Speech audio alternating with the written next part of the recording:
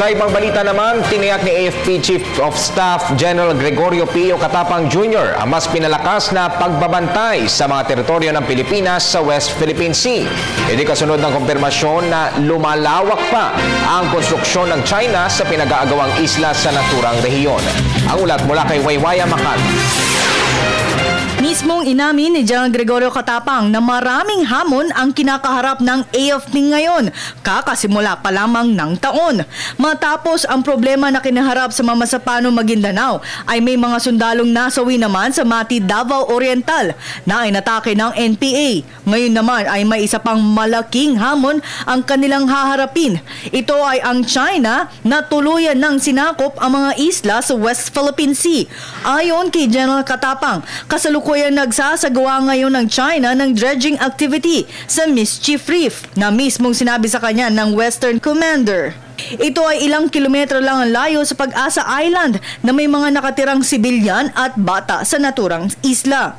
Yung ating kapitbahay, sige naman ang reclamation doon sa West Philippine Sea. No? So, yung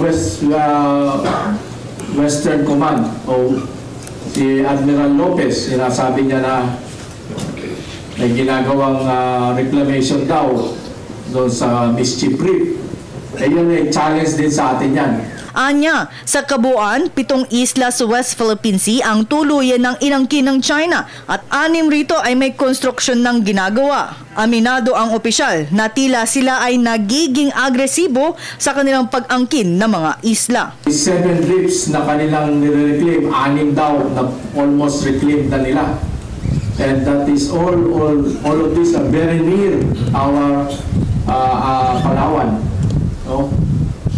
And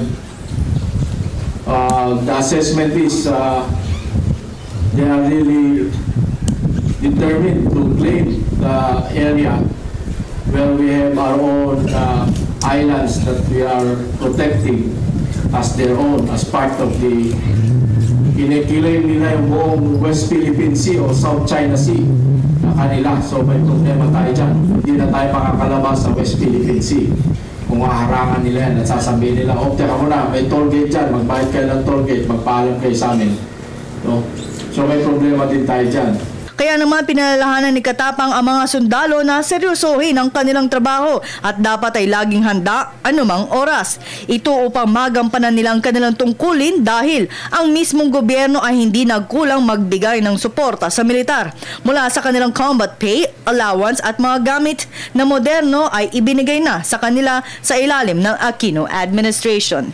Para sa Telebisyon ng Bayan, ako si Waywaya Makalma.